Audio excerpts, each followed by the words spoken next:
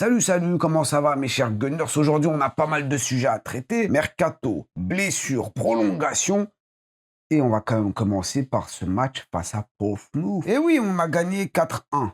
Et le match, au début, était quand même pas mal chaotique, mais ça va. On s'est qualifié pour le 4e tour de FA Cup. On rappelle, la FA Cup, Arsène Wenger, il aimait beaucoup cette coupe. C'est d'ailleurs le dernier gros trophée qu'on a remporté, le premier trophée de Mikel et le dernier, en espérant que ça change d'ici la fin de cette saison, ce serait bien. Parce que là, actuellement, quand même, premier de Première Ligue, premier de Ligue des Champions, demi-finale de Carabao Cup et 4e tour de FA Cup, sachant que ça faisait depuis 2-3 saisons, je crois, qu'on sautait au 3e tour. Donc on avance, on l'a dit, victoire 4-1 face à une équipe de 2e division et une équipe qui est au fin fond de cette 2e division, de cette Championship Portsmouth. Certains diront des coiffeurs, des plombiers. Bon, on respecte quand même. Ils se sont bien battus. Après, quand même, on va pas se mentir. C'est dur de tirer vraiment des conclusions après ce match, tellement l'écart de niveau était grand. C'est vrai qu'au début, on s'est fait peur. C'était pas évident. On était stressé, on faisait beaucoup d'erreurs techniques, de passes, des mauvais choix. On perdait la balle. On n'était pas bien. Et en même temps, on a fait tourner pas moins de 10 joueurs. Il n'y avait que Gabi, Big Gabi qui était en défense. C'était le seul titulaire dans cette équipe. Sinon, très logiquement, au goal, t'avais Kepa, Norgard à côté de Gabi, sur les côtés MLS et Ben White aussi qui est revenu. Ça, c'est une très très bonne chose. Le milieu, il a pas mal changé aussi, un milieu un peu plus offensif avec Eze Nwaneri et Merino en 6, Merino capitaine. Il s'est pas si mal débrouillé, on peut le dire. Et devant, Martinelli, triplé, donc bien joué. Bon, c'est vrai que c'est deux têtes sur corner. On a spam les corners, on dirait FIFA. Ah ouais, le centre, premier poteau, on connaît. On l'a tous fait sur FIFA. On l'a aussi fait face à Portsmouth. Et triplé Gabriel Martinelli, aussi avec une très très belle passe de notre attaquant du jour, Gabriel Jesus. Et Madueke sur le côté droit qui a malheureusement raté un péno. Ah ouais, t'as hyper mal tiré en fait. Madueke, ah ouais, le péno, il était dégueulasse. Alors c'est bien, t'es allé le chercher, mais ouah. Même pas cadré, quoi. T'as même pas cadré, Noni. Après, heureusement qu'ils ne se sont pas battus comme avec Nicolas Jackson à Chelsea à l'époque. Je sais pas si vous vous souvenez. Tout ça nous donne un but de Monsieur CSC pour changer. Merci à vous, monsieur. Et un triplé, du coup, de Gabriel Martinelli. Après la petite polémique avec Connor Bradley, bon, il répond. Connor Bradley, du coup, c'est une plutôt grosse blessure. Peut-être que c'est fin de saison. Ouais, je crois que c'est même fin de saison pour lui. Donc, bon rétablissement à lui. Mais ouais, Gabriel Jesus qui a joué, qui a pas fait grand-chose. En vrai, on voit quand même qu'on a un petit problème avec cette animation offensive, peu importe qui est devant. Mais la différence avec un Gyökeres, c'est que Gabriel Jesus, tu sens quand même que c'est plus fluide avec lui. Voilà, il y a cette passe pour Gabriel Martinelli qu'on n'aurait peut-être pas vu avec un Gyökeres. Après, c'est pas pour lui taper dessus, hein. C'est juste qu'on constate. Après, t'as Kai Havertz aussi qui est rentré un peu plus tard. Et on va pas s'exciter non plus. Il reste un peu de temps avant son vrai retour parce qu'on voit que l'équipe, le club ne veut pas se précipiter avec Kai Havertz. Mais c'était pas dégueu ce qu'il a fait. En tout cas, Mikel l'a dit après le match.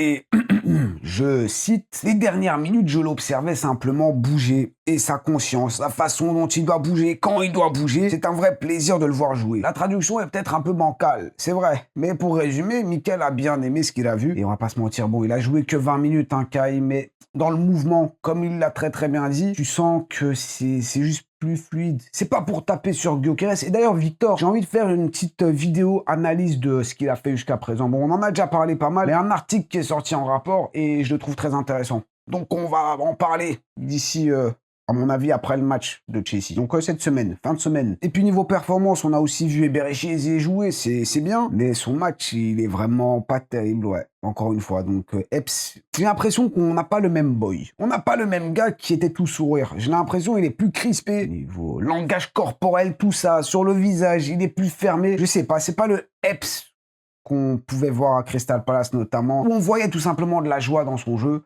Là, il y a un truc qui va pas, j'ai l'impression. Certainement, il n'est pas satisfait de sa situation, mais son match est, encore une fois, pas terrible. Ethan Nwaneri, de l'autre côté, lui aussi, il est sorti sous condition. Le centre de détention, Mikel Arteta a été clément avec notre Ethan Nwaneri, lui a laissé 60 minutes. Profite. Bon, le début, encore une fois, niveau créativité, niveau individuel, globalement, nos joueurs étaient pas ouf. Mais avec le temps, j'ai trouvé même un Ethan Nwaneri, on a commencé à le revoir un peu plus confiant, un peu moins perte de balles. Donc, j'espère que ça va continuer. Surtout qu'on a une petite info comme quoi Ethan Nwaneri ne veut partir nulle part. Cet hiver, on a déjà évoqué un possible départ d'Ethan Nwaneri en prêt, notamment à Bournemouth, qui était quand même pas mal intéressé. Mais le joueur, visiblement, il veut rester. Moi, j'ai envie de prouver que je suis bon. Et je suis suffisamment bon pour jouer à Arsenal, surtout qu'on le sait, il a déjà prolongé son contrat il n'y a pas longtemps. Donc c'est pas pour quitter Arsenal déjà, même si c'est vrai que sa situation est quand même assez compliquée. Mais je crois que c'est pour notre plus grand plaisir. Parce que Ethan, on l'aime beaucoup. Comme un autre joueur, c'est Miles Lewis-Kelly qui, franchement, là, il me fait peur. Déjà, je crois, la semaine dernière, on avait regardé le match ensemble. Le match où Nketiah s'était blessé, il me semble. MLS était rentré, j'avais vu sa tête, les cernes qu'il avait. Je me suis dit, en vrai, le gars, il va pas très bien. Et en plus, niveau performance, même face à Portsmouth, où tu te dis quand même, il va pouvoir se montrer. Ouais, c'était dur, quoi. C'était vraiment dur. Le poste de latéral gauche, je commence à me dire... Enfin non, je commence pas, ça fait déjà un moment. Mais j'ai envie de le voir au milieu, en fait. J'en ai marre de le voir sur le côté. On voit quand il joue, souvent, il a tendance à rejoindre le milieu de terrain au lieu de dédoubler. Il dédouble pas énormément. Et à chaque fois qu'il est au milieu, tu sens la qualité du joueur qui prend la balle, qui est capable de se retourner, qui est capable de faire... face à la pression adverse sur le côté, enfin, en tant que latéral, défensivement, c'est quand même très dur. Il s'est fait bouffer face à Frimpong, là, encore une fois, c'était dur. MLS, je m'inquiète pour toi et j'espère que ça va aller mieux. Mais bon, pour l'instant, avec un Nketiah qui est out, et on n'en sait pas encore beaucoup, mais visiblement, c'est les ischios. Calafiori, il est sur le retour. Il aurait peut-être pu jouer, mais l'entraîneur a dit, bon, pour l'instant, c'est encore trop court, donc on ne sait pas quand il va revenir. Il nous reste que MLS sur ce côté gauche, à part si, face à Chelsea, par exemple, parce que là, on va jouer face à Chelsea, tu fais jouer Timber et Ben White. Donc Timber sur le côté gauche, Ben White à droite, je sais pas. Mais avec la forme de ce qu'il est actuellement, c'est trop dur à voir. Franchement, ça fait trop de la peine. Mais bon, on va voir comment ça va se poursuivre. Là, actuellement, on sait une chose, c'est que on est qualifié au prochain tour. Le tirage au sort du 4e tour de FA Cup aura lieu après le match de Liverpool face à Barnsley, un truc comme ça, Barnsley. Et normalement, je vous l'affiche à l'écran là, parce qu'au moment où sort la vidéo, on sait qui on affrontera. Donc voici l'équipe qu'on va affronter au prochain tour et sinon vous voyez juste ma tête et on va passer directement à la prochaine séquence vu qu'on a parlé de Nketiah, son possible retour, non, on a parlé du possible retour de Calafiori dans les prochains jours. Nketiah, on sait, c'est Bobo et là le prochain joueur qui pourrait aussi revenir c'est Mosquera qui est pas très loin mais bon. Tranquille encore, tranquille. Une petite info à la volée. Vous voyez Dominique Szoboszlai de Liverpool. Là, voilà, on a parlé de Liverpool il n'y a pas longtemps. Bah, apparemment, il était sur nos radars quand il était encore au Red Bull Leipzig. Ouais, c'est ça, il était à Leipzig. Apparemment, le club était très, très intéressé. Tout le département de scouting et tout, ils étaient à fond dessus. Mais Edu Gaspar a refusé. Il a préféré prendre Willian. Et apparemment, ça chauffe pour ses petites fesses à Nottingham. Et Monsieur Bertha, quand même, ça fait plaisir d'avoir un vrai directeur sportif. Et on reste dans le thème avec encore Liverpool. On a recruté un ancien membre, enfin, un de leurs membres, ouais. Attendez, je regroupe ça dans ma tête et je reviens vers vous. Ouais, voilà, c'est bon, j'ai une petite discussion avec moi-même, je sais ce que je voulais dire. Vous savez, on a un coach des coups de pied arrêtés, Nicolas Jauvert. Et bien là, on est les nouveaux propriétaires d'un coach en touche.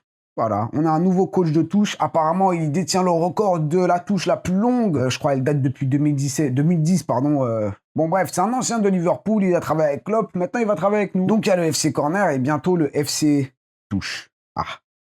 L'Europe est prévenue, l'Angleterre est prévenue. Ok, maintenant on peut parler des prolongations. Avec une première prolongation qui se profile, c'est Kai Havertz. Apparemment, le club est vraiment très très content de tout ce qu'a fait Kai Havertz, des efforts, du travail qu'il accomplit et de son professionnalisme. Du coup, Kai Havertz, c'est pas encore fait, mais apparemment il y a déjà des discussions pour prolonger son contrat. Je crois qu'il lui reste 2 ans de contrat. Est-ce que vous êtes content ou pas? J'ai ma petite idée, mais n'hésitez pas. Mettez ça dans les commentaires. Par contre, il y a un autre joueur. Bon, en vrai, j'allais dire qu'il va faire des heureux. Et je suis pas sûr. Parce que je crois qu'il y en a certains, ils vont grincer des dents. C'est Bukayo Saka qui apparemment est sur le point de prolonger pour 5 années supplémentaires avec, je crois, plus de 300 000 € par mois. Par semaine même. Je suis un malade. D'où par mois? Par semaine. Et le plan est très clair. Bukayo Saka est et restera le visage de cet Arsenal. On veut en faire notre star. Bon, actuellement, déjà, je crois que c'est le joueur le plus important, on va dire, à point de vue, j'allais dire marketing. Bon, vous avez compris, parce qu'en vrai, il y a Declan quand même, très très important. Gabriel, très très important. Mais c'est un peu ça restera notre starboy. Ça a été notre starboy, ça restera notre starboy. Et là aussi, n'hésitez pas à dire ce que vous en pensez, même si je sais aussi que certains n'en veulent plus, ou alors trouvent qu'il ne progresse pas, que c'est pas le joueur au niveau, qu'il est surcoté, tout ça. Niveau prolongation, je crois que c'est à peu près tout. On a déjà prolongé les Gabriel, les William Saliba. Declan, on l'a prolongé ou pas? Je crois, peut-être, je sais plus. De ce qu'il dit, la prolongation, c'est fait. On peut mettre le petit cadenas sur Bukayo Saka. Maintenant, allez, on va finir avec le côté mercato transfert, mercato hivernal. Bon, on sait, on a eu un gros mercato en été. C'est difficile de demander encore des nouveaux joueurs. S'il y a une opportunité, on le sait, Mikel Arteta a dit, on va analyser, on va regarder ce qu'on peut faire. Là, c'est bien, on récupère des joueurs. Donc, la situation est un peu moins critique que ce qu'elle était il y a quelques semaines, où on avait quasiment toute notre défense décimée. Avec des joueurs offensifs qui revenaient petit à petit. Mais bon, il y avait un peu plus d'incertitude. Là, il y a quand même des noms qui ressortent. Et ça concerne surtout le secteur défensif, avec déjà Livramento de Newcastle. Apparemment, le club l'aime bien. Maintenant, ça fait bizarre. Ça ferait bizarre parce que c'est plutôt un latéral droit, même si apparemment, c'est un latéral droit qui conviendrait parfaitement à ce que demande Mikel Arteta maintenant. Il vaudrait plus de 50, 60 millions. En tout cas, c'est ce que demanderait Newcastle. Et c'est un joueur aussi qui se blesse pas mal. Donc, c'est pas une bonne chose. Je sais pas pourquoi ce nom est ressorti, mais bon, il est ressorti. Mais le joueur dont on peut surtout parler, c'est Marc Guéhi. Marc Guéhi, capitaine de Crystal Palace, un des meilleurs, si ce n'est le meilleur défenseur anglais actuellement. En tout cas, pour certains, c'est le meilleur défenseur d'Angleterre, de l'équipe anglaise. Il est titulaire avec la sélection. Il est demandé par tous les clubs. Liverpool, Man City et apparemment Arsenal aussi. Ce serait vraiment très très chaud de le recruter en été, sachant que son contrat se termine cet été. On l'avait cité dans la vidéo juste avant le début de ce mercato. Marc Guéhi, pourquoi pas aller le chercher? Certains ont dit, ça n'a pas de sens. Même pour lui, ça n'a pas de sens. Et je suis d'accord. Si j'étais Marc Guéhi, imaginons je suis Marc Guéhi et j'ai pas d'affinité pour un club. On s'en fout. Voilà, je suis fan d'aucun club. Je veux juste jouer, je suis professionnel. En soi, le choix le plus logique serait d'aller à Man City. Pourquoi? Ils ont perdu Ruben Dias. Entre 4 et 6 semaines d'absence, Tac Vardiol qui s'est, je crois, pété la jambe, il sera absent jusqu'à la prochaine saison. Donc, ils ont vraiment besoin d'un joueur. Marc Guéhi, Pep Guardiola. Des minutes garanties en vue de la Coupe du Monde cet été. Crystal Palace qui prend un petit billet, en vrai. C'est le choix parfait. T'as aussi Liverpool, on sait avec Konaté, il a toujours pas prolongé et je crois que ça va pas se faire. Il pourrait rejoindre Liverpool, mais il y a aussi Arsenal. Maintenant, on l'a dit, je suis Marc Guéhi. J'ai l'option d'aller signer librement à Arsenal, donc une grosse prime à la signature, c'est très très bien. Jusqu'à la fin de saison, je joue au Crystal Palace, donc j'ai les minutes pour la Coupe du Monde. Donc de ce point de vue-là, c'est bien. Mais après, ça fait quand même bizarre avec un Saliba Gabriel, parce que je suis quand même défenseur central. Mais bon, est-ce que c'est dans mon intérêt d'aller essayer de déloger Saliba Gabriel qui ont prolongé? On sait les deux ensemble, ils sont très très bons. Déjà individuellement très très forts, parmi les meilleurs. Mais ensemble, c'est un sacré morceau. Hein. Donc moi, Marc Guéhi, je vais réussir à le faire? Pas sûr.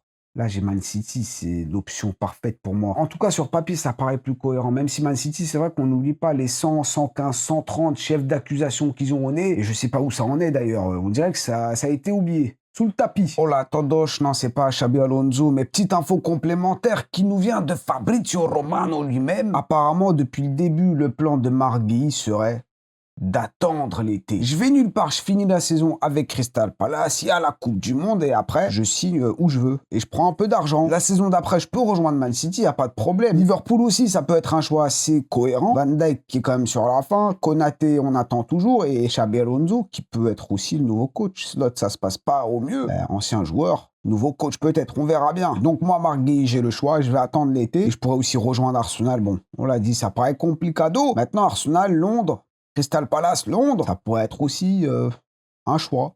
À voir. Bon, revenons avec l'autre, j'ai fini. Maintenant, j'essaie quand même de trouver une solution. Arteta, apparemment, il aime bien Marc Guéhi. Le club aime bien Marc Guéhi. Et il y a certains journalistes qui disent, ça ne m'étonnerait pas, que Marc Guéhi prenne son temps jusqu'à l'été et qu'il aille à Arsenal. C'est pas impossible. Mais en réfléchissant, et on en a parlé un peu plus tôt, t'as toujours MLS. J'ai l'espoir de voir MLS au milieu de terrain. Et imaginons juste un monde, MLS, effectivement, rejoindra le milieu de terrain à partir de la saison prochaine. On va dire ça. À gauche, on aurait Calafiori et Piero Hincapié. Même si je préfère quand même Piero Hincapié dans l'axe, mais ça c'est autre chose. Ça c'est après. Et dans l'axe, ça se trouve, Marc Guéhi, il va essayer de se battre avec un Saliba, avec un Gabriel, enfin surtout Gabriel. Ouais, je sais pas, c'est un peu tiré par les cheveux, même si peut-être que Mikel va vouloir partir à 3 défenseurs. En vrai, ce serait pas, ouais, je sais pas. je sais pas du tout. Bon, quoi qu'il en soit, Marc Guéhi Arsenal, c'est un réel sujet sur la table ces derniers jours. Donc on en parle aujourd'hui, je vous en parle. Dites-moi évidemment, est-ce que vous aimeriez voir ça? Peut-être que vous avez des solutions, peut-être que vous voyez.